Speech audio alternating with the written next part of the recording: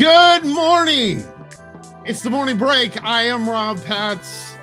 Whether you're watching us live on the Abundant TV network or across social media, mostly mine, welcome to the show. It is a obvious day because I'm wearing my green. St. Patrick's Day. I am in no way Irish, but I still like wearing green. Green's a good color on me. I got to be honest with you. I'm one of those people that realizes what colors are good on me. And green is one of them. Also, dark blues. So it's why you'll see me in a lot of blue. It was super funny. Yesterday, editing the show with Jason Webb on it, and doing it and realizing, going back and looking at some past morning breaks, which are on the network, on the demand part of the network, how much navy blue or blues in general I wear. Got some blue still on here. There's green in there. You just probably can't see it. But happy St. Patrick's Day to you.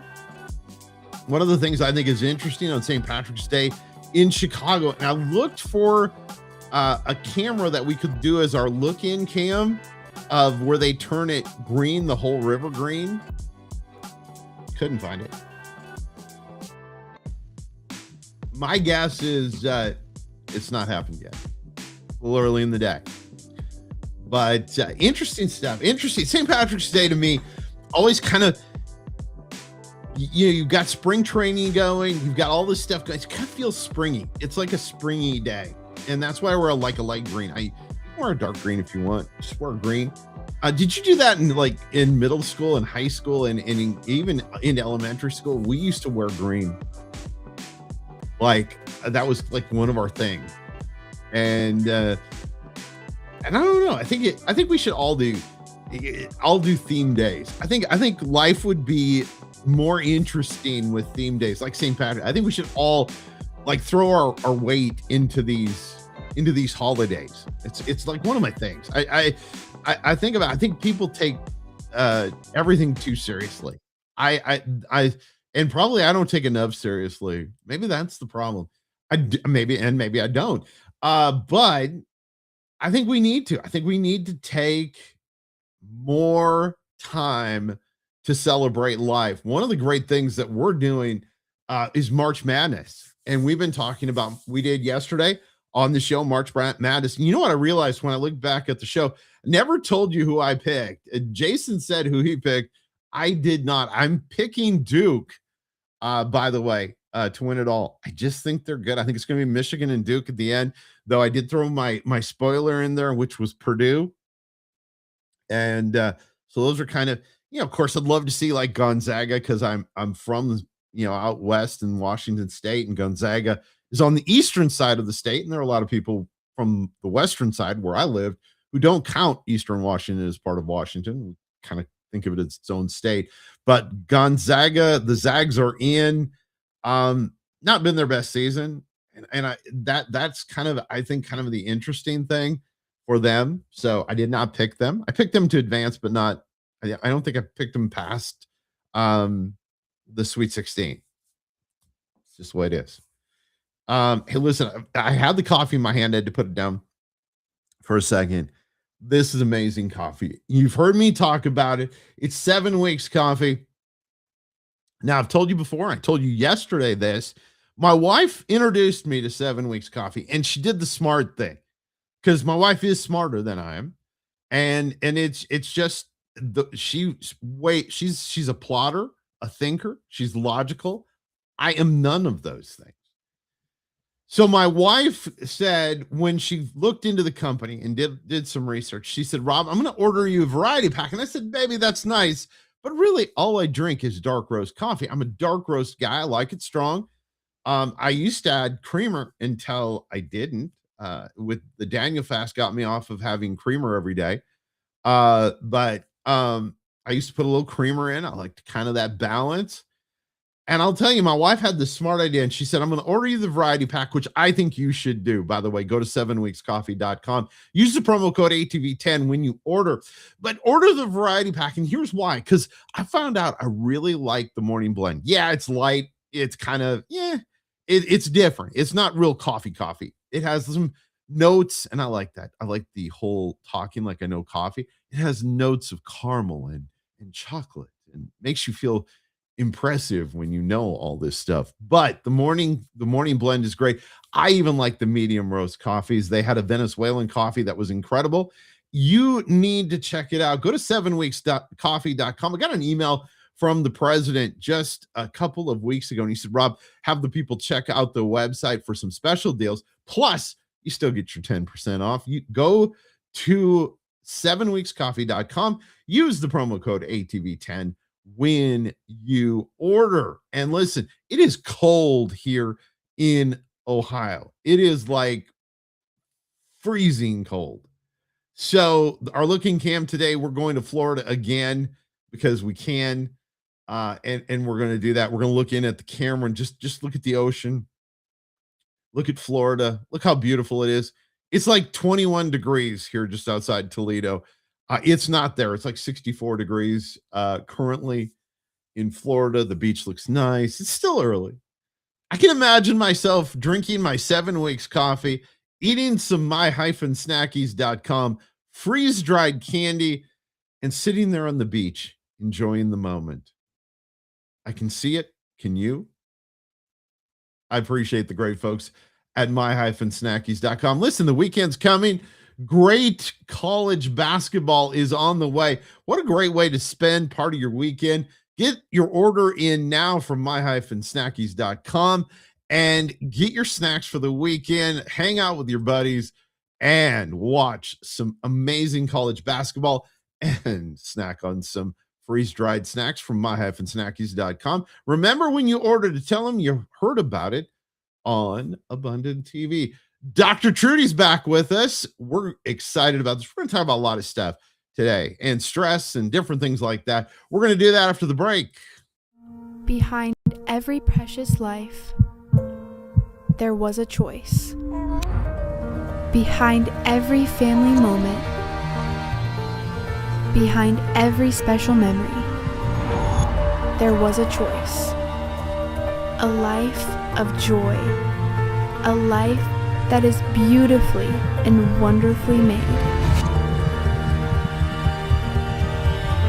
At 7 Weeks Coffee, we are funding the pro-life movement, one cup at a time. Will you let your coffee serve a greater purpose?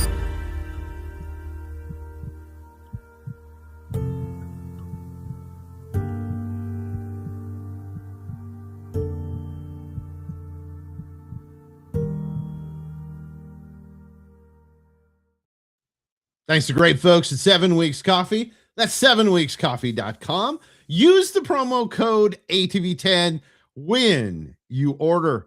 My friend and one of my favorite people to have on the show, definitely, because we always have a great time. Dr. Trudy's with us. Dr. Trudy, hi. Good morning to you. Good. And I got to ask you something because we have two questions off the start that I need to talk to you about. One, because I didn't bring it in the segment ahead of time, and then one because I know you lived in Europe. So you lived in Europe for a while. I did. Didn't you? 2 years. Yeah. For 3 years? Two. Yeah. Irish people, are they as friendly as they seem? They're pretty friendly, and they're always happy. They're always happy. My relatives who travel to Ireland and do it for business say they're the most friendly, happy people you'll ever meet. They really are. They are. So second thing, it is spring break season for everyone that's young enough to still be able to celebrate spring break. Yes. And here was the question. This was a question asked yesterday, and I'm asking it today of you and all of our listeners and viewers. If you had a choice, if you were young again to go to spring break, not that you're not young now, but younger. Yes, we're checking. Younger. If you had a choice, spring break in Florida or spring break in Texas? Oh my! What's in Texas? Galveston. There's a lot of people go to Galveston. I'd probably still go to the beach. I'd go to Florida, unless I was racing, because there is an amazing Ironman in Texas.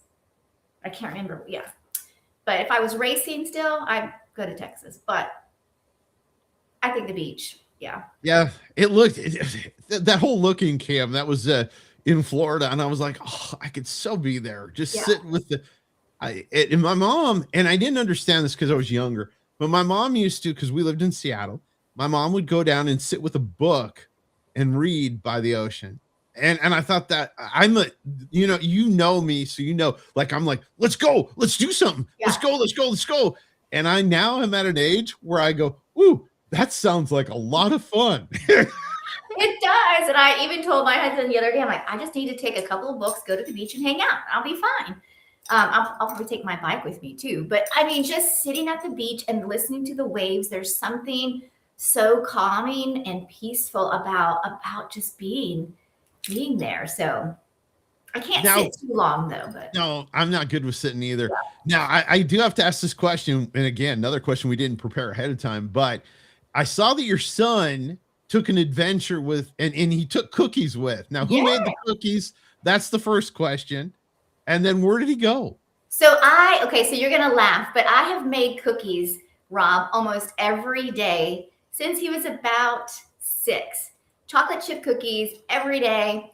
All his friends would come over and eat the cookies. Like we would and so one day he submitted me to a award thing about the best mom. And one of the things he put in there is my mom makes cookies every single day. And so, yes, I baked his cookies and they went down to the Appalachian Trail and they hiked for 3 days. But what they didn't realize is that there was a crazy storm coming. And so they got caught in this crazy rainstorm, thunder and lightning, high winds, snow. But they made it out alive with cookies. So I want to ask you a question, and that leads us to kind of where we are today. As a parent, how did you, and a lot of parents watch, and they probably have young kids, and your kids are now getting a little bit older, and your son is in college, and your daughter she's 10. She's 10. Wow. Yeah. It's crazy. I know. How do you balance their desire to and give people advice about this? Because I actually was talking with a friend about this yesterday. How do you balance I want to protect you with I want you to have an adventure? How do you how do you explain to your kids, hey, listen, I'm not doing this because I'm being mean. I'm doing this to protect you. Right. I think, Rob, that's a loaded question. And there is a balance because each child is so different. And you've got to build trust. You've got to build a relationship so that you can, because all parenting is letting go. It's teaching them and then letting them go and trusting them enough that you've given them all the wisdom and the knowledge that they need. And so like with Jonathan, 2022, we have probably the best relationship. I mean, it's just, I'm so blessed with our relationship and there's a lot of trust. Like even when he's struggling with situations, he'll come to me and say, Mom, I'm struggling. So we sit down and talk and we come out with an action plan for him to walk through the struggles that he's going through. And so even when he went on this trip, I knew, Rob, that he was going to be okay. He was going to choose the right choices because we've trained him that way. Now, my younger girl, she is more of a firecracker and doesn't really like discipline, doesn't like structure. So learning her personality and learning like what type of discipline works best for her, what type of praise, because honestly, people don't like praise the same way, right? They don't like Jonathan, quiet, reserved. He wants to be praised in private. Albie, she wants it shouted from the mountaintop. And so it's learning their personalities. Being available, I think, is so important these days, is making sure you're available. And being available is not this. Oh, hey, yeah, good. Okay, that sounds good. No, being available is looking at them, letting them know that you care about what's going on, because we're so busy today. We're so distracted. We're going to miss those moments of instruction if we're not careful. I really think, and it's interesting, I just read a study, and what you did was so important, where you grabbed your phone. And I just read a study the other day about the backlash you're now seeing with the people under 25 about their social media, about their holding their phone, where they're unplugging. You realize that the number one new item being sold on Amazon right now, or at least it was last Friday when I read this, is paper books. and spiral notebooks. This guy went on in this article I read. He went on and on about how he likes to write with, and how when he goes out with his friends, he now has a rule. He was 24, 20. I think he's 20, just turning 25 when I read his article. It was a really interesting article. And he said, we have a rule now when my friends and I, who are all 25 and under, we go out to eat, the phones have to stay in the car. Yeah. So your phone has to stay in the car. So are we seeing that? Are we seeing kind of a whiplash of, our generation kind of had to adapt quickly to social media? Because, ladies and gentlemen, Trudy and I were around before Facebook and actually had life, which I am truly thankful that there was no Facebook, because there are things that you can't prove, because there is no post and no pictures of it. Right. So there is stuff, but are we kind of seeing almost the rubber band stretched so far now that it's going back the other way? That people I think so. I do. Go ahead. What? No, I was going to say, I think they're craving real contact. They are. They're craving connection. They're craving relationships, because you can have a relationship, but if you're always on your phone, I mean, go out to dinner. You'll see people having dinner, but they're on their phones. They're sitting in the same room, but they're on their phones. So they're craving that relationship. They're craving that communication. And even Jonathan and his friend, they're like, we're off the grid. We're not going to be on social media. We'll text you when we get to our next campsite. We're taking our Bible. We're taking a notebook. We're just going. They just wanted to get out of the hustle and bustle. And I think their generation, yes, they are craving that intimacy, not only with people, but with the Lord. And they're wanting those deep, deep relationships, because, Rob, to be honest, I mean, we can't have a deep relationship when we're always on our phone. It's superficial at best. And, looking at someone, looking at their eyes and being engaged in what's happening. And we lost that. And we do need to bring it back. Yes. And I think what you said is so true. So Kristen and I were speaking down in it's lower part of Indiana, but it's near we stayed in Ohio. Went to a restaurant that I love because I love their pizza. And normally Kristen and I like to sit on the outside. Well, we would have had to wait a long time, and I was hungry and I didn't care. So they sat us in the middle of the room. It was, I'm a pastor's kid. You can set me anywhere. I don't mind people watching me eat. It doesn't matter. But we sat there, and the thing that we talked about, we sat next to each other at a tabletop. So we sat next to each other, and we're looking out at the room together. And there was a couple right in front of us, and this one really seared in my mind. And I think it's where we really need to work on, is they maybe said 4 words to each other between the time they ordered and their food. And they both sat there like this. Right. And by the way, that's kind of cool. My shirt. It matches. I got green on too now. Yeah, I know. I saw that. But so let's say that there's a couple or maybe a wife watching right now, and their marriage, they're having a problem with that communication. See, I'm such a talker. My wife would probably like me to shut up. That would probably be like, she'd like maybe 10 minutes. There's a time to talk. There's a time not to talk. Yeah, no, we're pretty much like the minute we're together, it's like I've got all these stories from the day and all these things that have gone on. And so I talk probably until she falls asleep. And but no, let's in all seriousness, because it can be a struggle for people. How do you start conversations, or how do you, if you're a spouse and you go, hey, listen, we're not communicating. I'm realizing that me and my wife are not talking like we need to. Give everybody some practical tips on how to start the communication. I think you have to. So some of my clients that I've been working with is a lot of people, Rob, don't even really know how to communicate anymore. They communicate like, have you ever heard of the speaker listener technique? It's kind of cheesy, but it's a lot of people listen to speak. They don't listen to hear. So we've got to train ourselves to listen to hear what the other person's saying. But it's also, you've got to set those boundaries. Okay, so from 5 to 7, we're going to put our phones down. We're not going to have our phone at the table. We're going to listen to each other. And then you just ask questions. I gave one of my clients I think it's 101 questions on how to communicate, and just questions to ask. Okay, so how was your day? What was the best part about your day? What did you feel like you failed at today? What did you feel like you succeeded at today? But just having these open-ended questions and giving yourself the no phone, no screen time zone. And it could start with an hour, it could start with 2 hours. Turning, like my husband, we put our phones down. We have dinner together pretty much every night. Our phones are not allowed. I don't want to say allowed, but we choose not to have our phone at the table. And then when we watch a movie with the family, we don't have our phones. And so it's just figuring out what works best for your family, because every family is different.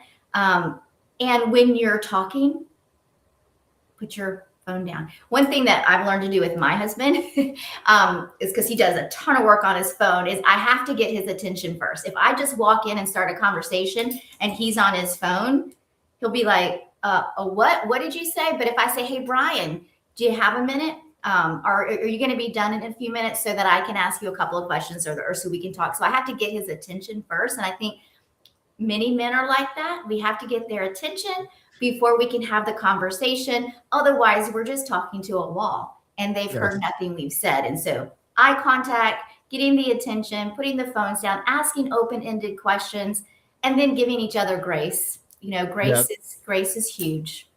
And I think that's funny that what you said is true, because my wife will go, did you hear anything I just said? And I'm like, no, and she goes, no, you're stalling. I'm like, yeah, no, I didn't get anything. But do you think that our lack of, like what you said, speak to, people are listening to speak. Do you think that's happening too in our business? Because besides what you do, you also are in the business world. Are we seeing that though also in the communication level that we're seeing in business too? Is people are just waiting for you to stop talking so that they can say whatever it is they want. They're not really absorbing what you're trying to tell them. I think it happens a lot, yes, in the business world. Now, I think it happens more in the home than in the business world, but it does bleed over into the business world. I mean, you have to be very intentional. And I mean, when I sit with people across the room, I'm like, okay, and I hand them a pencil sometimes, and it works really well. Okay, you have the floor, you speak, I repeat back to you what was said so that I know that you heard me, and vice versa. But again, a lot of times we're trying to get something clever in our head to speak versus listening to hear the other person's heart. And that's where so much conflict and miscommunication and blowups happen. God gave us 2 ears to listen, right? 1 mouth to speak back. And so we've got to be mindful. And, that's a lot of issues in business breakups, marriage breakups, is the lack of communication and the selfishness of, I want what I want and I want to be heard above all else.